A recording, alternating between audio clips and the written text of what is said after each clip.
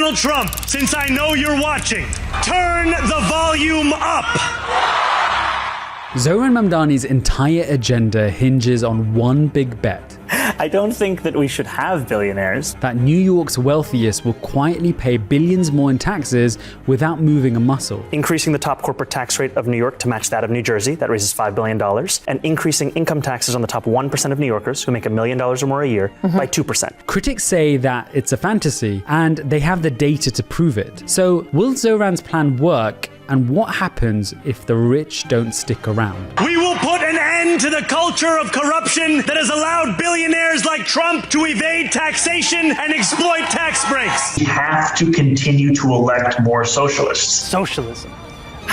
Terrifying word. Welcome back to episode 6 of the Mask of Zohran, my mini-series exploring what Zohran Mamdani's radical vision could really mean for the future of New York City. The billionaire class has sought to convince those making $30 an hour that their enemies are those earning $20 an hour. Hey, if you're new here, I'm Dr. Vinay Raniga, a former political leadership scholar here at the University of Oxford. And over the last few days, I've been breaking down every major policy Zohran Mamdani says will save New York. If you want the facts, not just the slogans, please hit subscribe so we can send you the whole series. I've left the best policy analysis until last because this policy will be the make or break for all other Mamdani policies to work. Zohran Mamdani's campaign slogan could well have been "Make the rich pay for it." To finance free buses, free childcare, affordable housing, a new Department of Community Safety, and much more, he proposes a slate of new taxes on high earners and big businesses, most notably a 2% city income surtax on incomes over 1 million. In a city with roughly 30,000 millionaires, that's a significant hike on top of existing state up to 10.9% and city 3.9% income taxes. If enacted, New York City's top combined tax rate would approach 17 to 18%, amongst the highest in the nation. Mamdani's message is straightforward. New York is rich. It has Wall Street, real estate tycoons, corporate execs, and we can tap into that wealth to fund a better life for everyone else. It's the Robin Hood appeal. Take from the rich and give to the poor. And it's resonated with the voters squeezed by rising costs. Why cut services or raise middle-class taxes when you can just take a slice from billionaires' profits and hedge fund bonuses? Mamdani often pointed to data like New York's billionaires adding tens and billions to their net worth in recent years, arguing there is money there. And indeed, New York's inequality is extreme. The top 1% of New York earners take home roughly 40% of the city's income, but they also pay a similar share of taxes. Surtax supporters say, why not ask just for a little bit more from those who have so much?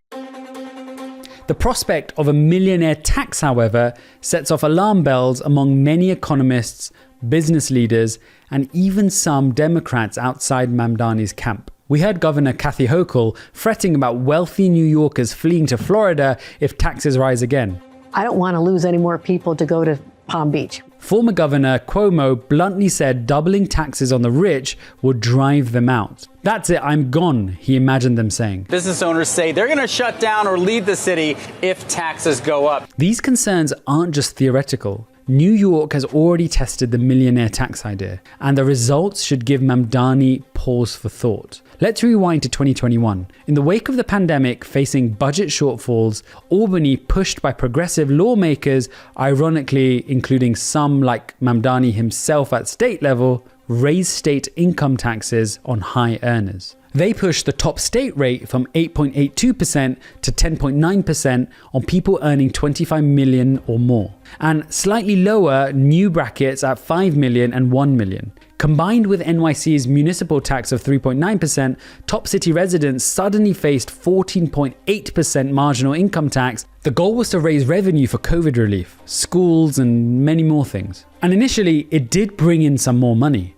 2021 saw a spike in New York State income tax receipts, but as analysts like economist Jack Salmon have detailed, the spike was short-lived and deceptive. According to New York State's own tax data, by 2022 and 2023, income tax collections fell back roughly to pre-hike levels. Adjusted for inflation, the state actually collected significantly less in 2023 than in 2020 from income tax. Salmon's analysis shows that in real 2020 dollars, New York brought in about $55 billion in 2020, but only about $46 billion in 2023, a stark drop. Even more telling, measured as a share of the state's economy, GDP, New York now collects less in income taxes relative to its economy than it did before the millionaire tax hike. In other words, despite higher tax rates, tax revenues didn't grow as a proportion of the pie, it shrank. Why? Because the rich changed their behavior. Okay, some of this is also timing. 2021's spike partly came from wealthy people realizing capital gains and income before federal tax changes and the full effects of New York's hike. Essentially, they cashed out while rates were lower or in anticipation, boosting that year's numbers. Then in later years, those gains didn't reoccur. But there's a more permanent dynamic: migration and income shifting. IRS migration data shows New York had a net loss of residents to lower tax states like Florida and Texas, and those who left were disproportionately high earners. From 21 to 22, over 60,000 New Yorkers moved to Florida, taking with them $6 billion in income on net. Overall in 2022, New York saw a net outflow of about $36 billion in adjusted gross income to other states, resulting in a net loss of $14 billion in taxable income, since some inflow happened too. And you might think that comes from very, very wealthy individuals, but nearly 60% of that income exodus was from folks making over $200,000. That's a significant bleed of the tax base. And what about other areas of the US? We can also look at Massachusetts, which recently tried a fair share millionaire tax, a 4% surtax on $1 million plus, effective from 2023. In the first year, Massachusetts' tax revenue actually fell in nominal terms, contrary to rosy projections. Adjusted for inflation, the drop was even larger, and as a share of Massachusetts' economy, income tax receipts dipped. Massachusetts did have other economic factors at play. 2022 was a bad stock market year, hitting capital gains, but the surtax certainly didn't produce an immediate windfall. In both New York and Massachusetts, the lesson seems to be, when you hike top-end taxes, don't expect a straight-line increase in revenue. The wealthy have means, CPAs, financial planners, and options where to live or report income to counteract the hit. They may not pack their bags and flee, as pro-tax advocates correctly note that true mass exodus is rare, but they may just change their behavior at the margins to seriously dent the expected gains.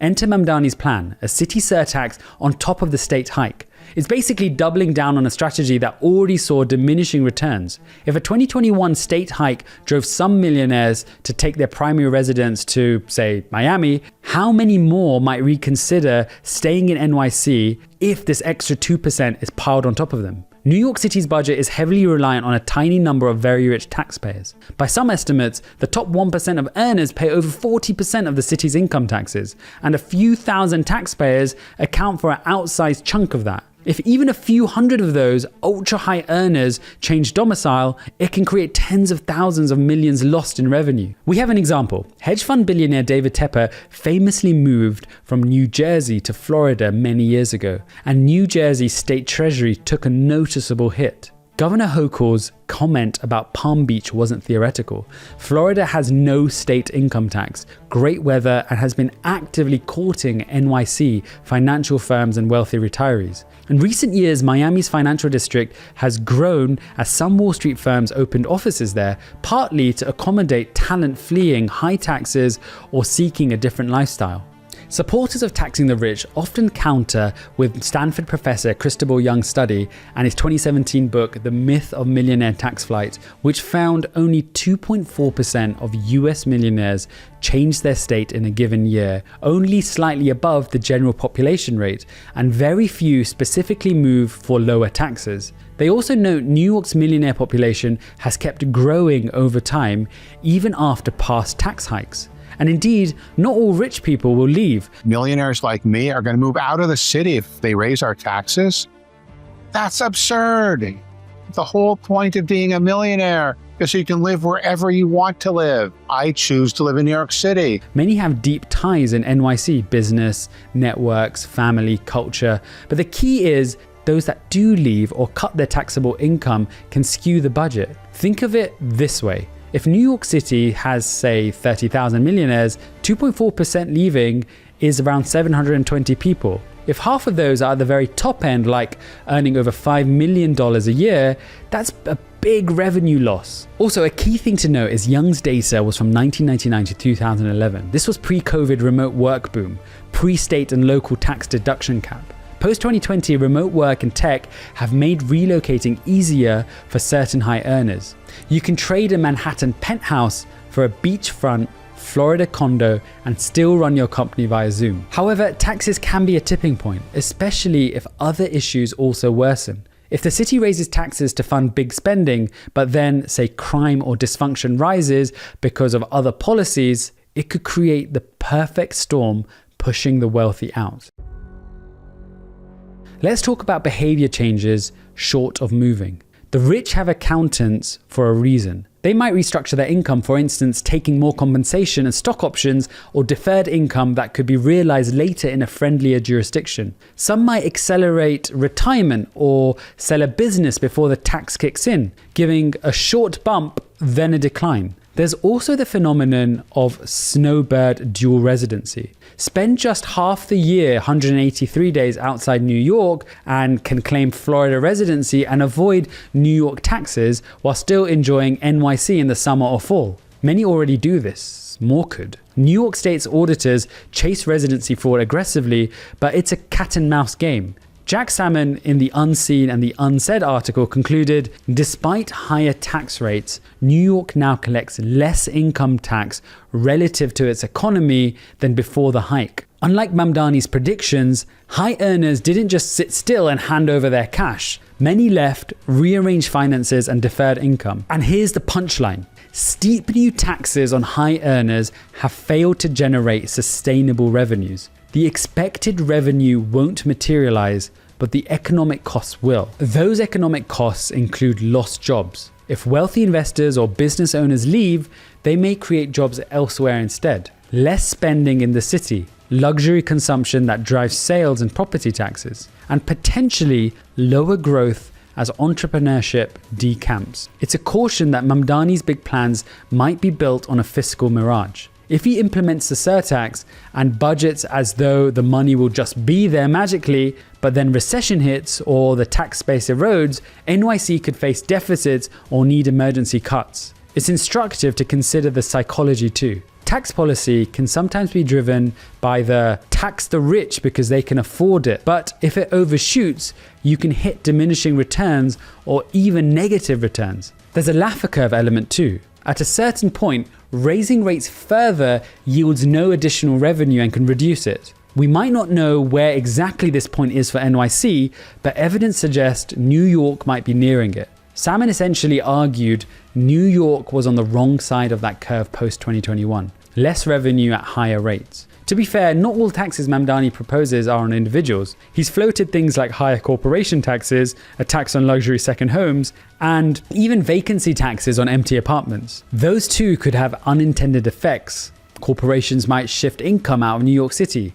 Wealthy absentee owners might just rent their apartments or invest elsewhere. But the millionaire income tax is the linchpin. Patriotic millionaires, the progressive group of rich folks, argue the wealthy won't flee in droves and that high tax places can thrive, citing California and New York still have loads of millionaires. They present data like only 0.3% of UK millionaires left after the recent tax change, hardly an exodus. But the gradual erosion is enough to matter, and it's often not reversible. Once someone leaves, they rarely come back. Another factor, Wall Street bonuses and capital gains are very volatile. NYC's revenue is heavily dependent on a handful of industries and their high earners, finance, tech, real estate. A downturn in any of these sectors could create deficits. If you also raise tax rates, you amplify the swings. People can realize gains in different years or places to optimize. This makes budgeting really difficult. For example, New York City enjoyed budget surpluses in 21 to 22 thanks to federal aid and markets booming. But now 23 to 25 faces shortfalls as markets cooled and remote work impacts commercial taxes. Mamdani's answer is always tax the rich more, but that well can easily dry up. The politics of this are also interesting. Mamdani's primary opponent was ex-governor Andrew Cuomo. Cuomo, though a Democrat, was notably cautious about taxing the rich too much. He once said, "God forbid if the rich leave, because then who pays?" Cuomo's stance was shaped by seeing what happened when high earners left in prior decades. Mamdani and his supporters see that as sucking up to billionaires. It's an easy, quick populist hit. They believe you can tax more and spend more on the population and it will easily work out. Now, if Mamdani goes full steam ahead with a surtax in 26, New Yorkers will be conducting a live experiment on the elasticity of millionaire migration. The risk, as critics say, if this experiment fails, the city could end up with a big budget crisis and have either to cut services that Mamdani promised or shift the tax burden to the middle class, though higher property taxes, sale taxes will be deeply, deeply unpopular. And one last point here.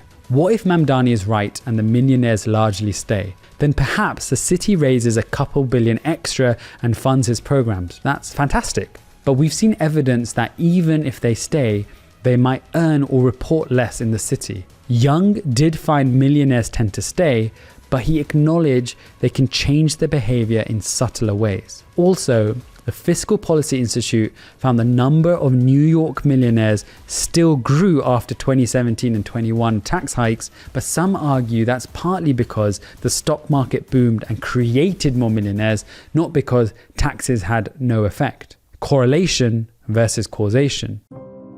In the end, what's the most prudent part? Many suggest a balance. Tax the rich, but not to punitive extremes. Ensure the city remains attractive, good public safety, infrastructure, quality of life, so people feel that they get value for their taxes. If taxes go up while services decline and disorder rises, it's a deadly combination for out-migration. New York in the 1970s had high taxes and high crime and lost 1 million people. In 1990-2000s, it lowered its taxes somewhat, crime plummeted, and the rich and middle class came back, reviving the city. It's a lesson. The rich will pay more willingly if they feel the city is livable and thriving.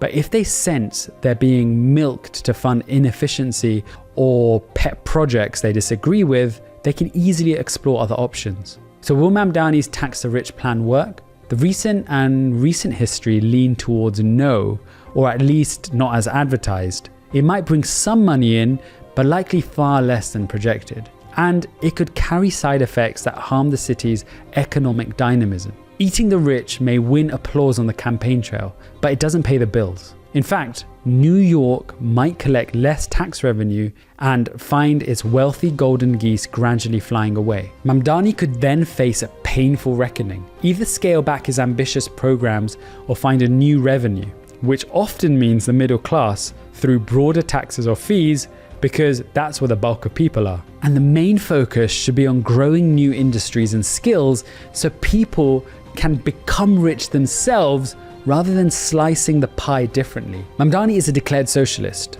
and the ultimate goal, I hope and presume, is to fund progressive programs sustainably. Mamdani's vision, free services funded by a few at the top, is compelling to a point, but it runs up against the hard fact that New York's fortunes rise and fall with its tax base. The rich are not an inexhaustible ATM. Treat them as such and receipts may run dry. Thus, the city embarks on a bold experiment. All eyes are watching. Will tax the rich make New York a progressive paradise, or will it chase away the golden geese and leave behind a plucked city? The answer will shape New York's future and perhaps serve as a lesson for cities and countries far beyond. Hey guys, thank you so much for watching. If you enjoy this series, hit that subscribe button and turn on notifications. We want to make more series just like this so you can be informed to make the best possible decisions. Thank you and see you soon.